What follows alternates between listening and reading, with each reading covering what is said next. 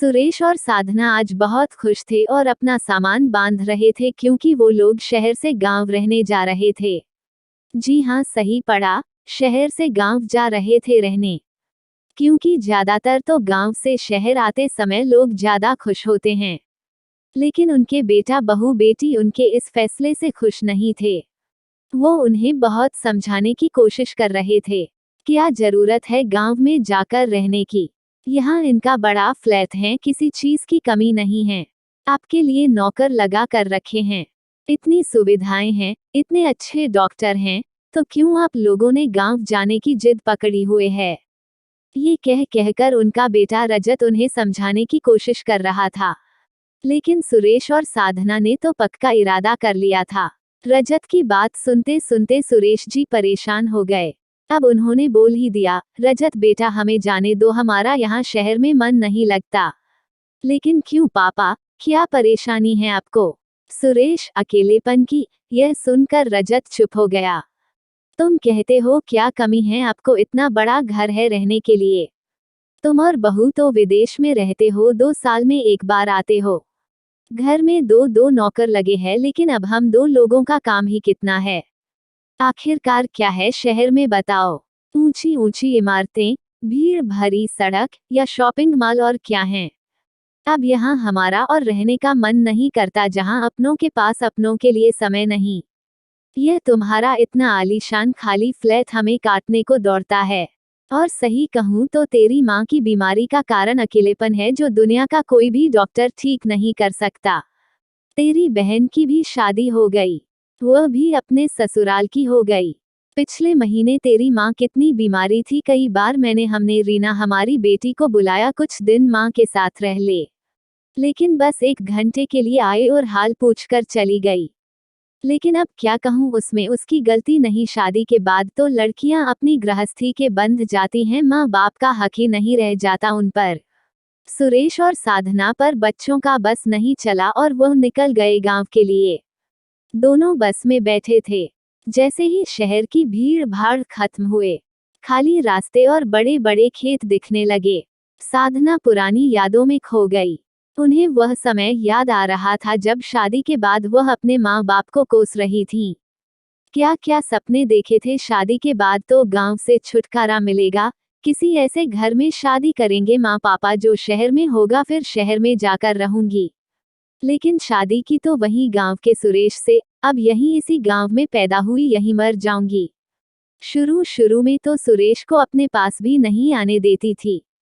घर में भी सास न जेठानी किसी से भी नहीं बना पाई।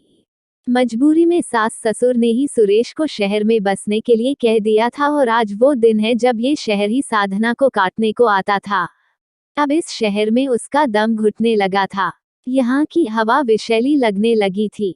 साधना सोच रही थी, जब तक बच्चे छोटे थे जिंदगी उनकी देखभाल में गुजरती रही, लेकिन सच पूछो तो क्या दिया इस शहर ने मुझे? भागती दौड़ती जिंदगी, गांव के इतने बड़े घर को छोड़ 2 कमरों का घर, बस हिसाब किताब और बिगड़े बजट को संभालने में जिंदगी गुजर गई।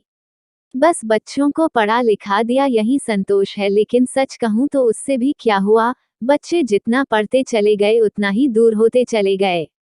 उनके आने की खबर गांव में पहले से थी। सास ससुर तो अब रहे नहीं, लेकिन बड़े भैया भाभी वही थे। उनकी कोई संतान न थी। साधना के बच्चों को ही वह अपना मानते थे, प्यार लुटाते। साधना फिर पुराने समय की यादों में खो गई। मेरे दोनों बच्चे गांव में ही हुए थे, उस वक्त कितनी सेवा की थी मेरी जेठानी ने, और मैं अपने बच्चों को उनसे दूर रखने की कोशिश करती थी, क्योंकि मैं थी न गवार, जो बांझ का साया नहीं पड़ने देना चाहती थी अपने बच्चों पर। कितनी शर्मा रही है, आज मुझे कैसे सामना करूंगी उनका, यही सब मन में चल रहा था। और हम लोग घर पहुंच गए। भाभी भैया ने उनका पूरे प्यार और सम्मान से स्वागत किया। दोनों बोले, बहुत अच्छा किया जो यहाँ रहने आ गए इस उम्र में। क्या रखा है शहर में? बोलते बोलते वह चुप हो गई, क्योंकि मैं थी न सामने, मैंने कोई कमी थोड़े न छोड़ी थी। भैया की बेइज्जती करने में शायद उन्हें वही याद आ गया होगा। भाभी भी बहुत प्यार से मिली, उम्र में मुझसे कितनी बड़ी थी मीना भाभी, लेकिन अभी भी उनके चेहरे पर कितनी चमक थी।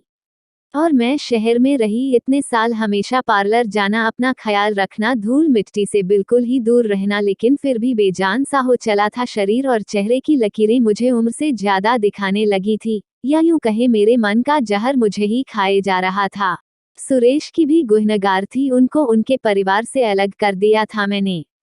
इसका एहसास तो मुझे बहुत पहले ही हो गया था। सुरेश ने कभी मुझसे कुछ नहीं मांगा, हमेशा मेरी खुशी को ही प्राथमिकता दी, लेकिन मैंने क्या किया, सीधे साधे से गांव के सुरेश को यहाँ की अच्छी जिंदगी को छोड़कर शहर के जाल में जाकर फंसा दिया।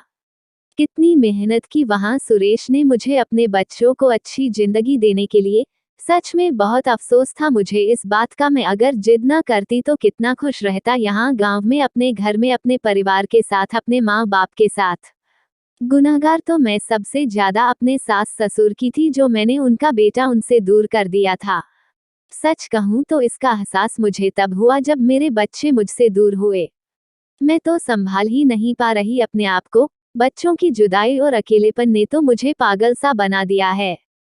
अब क्या कहूँ, जो मैंने किया था वही समय ने मेरे सामने लाया। सच कहूँ तो असली गुनहगार तो मैं हूँ। अब कुछ दिन बीत गए थे वहाँ रहते रहते। वहाँ का वातावरण, ताज़ी हवा, अपनों का प्यार और लगाव, सब ने असर दिखाना शुरू कर दिया था। साधना की तबीयत पहले से काफी बेहतर हो गई थी। 2 साल बीत गए उन्हें वहाँ, और साधना को जेठानी के रूप में बड़ी बहन मिल गई थी। साधना, कभी कभी बहुत अफसोस होता था उनके प्यार को पहले क्यों नहीं समझ पाई। शायद ये सब मैं पहले समझ जाती तो अफसोस करने को शायद कुछ रहता ही नहीं, न मैं इतने लोगों की गुनहगार बनती। इसी बीच रजत के आने की खबर आ गई। मैं बहुत खुश थी। रजत इस बार गांव आया छुट्टियों में। वैसे तो वो कभी तैयार नहीं होता जल्दी गांव आने के लिए, लेकिन अब हम यही रहने लगे तो वो भी आया बहुत सालों बाद। और सच पहले तो रजत और उसका परिवार गांव आने के लिए तैयार नहीं था, लेकिन यहाँ की शुद्ध हवा, पानी, बाग बगीचों, हरियाली ने मन मोह लिया उनका भी। साधना, शहर में पले बड़े मेरे बच्चे गांव आकर बहुत खुश थे, और रजत मुझसे 2 साल बाद मिल रहा था। मुझे देखकर ही वह बहुत खुश हो गया। माँ, आप तो पहले से बहुत स्वस्थ है और खुश लग रही है।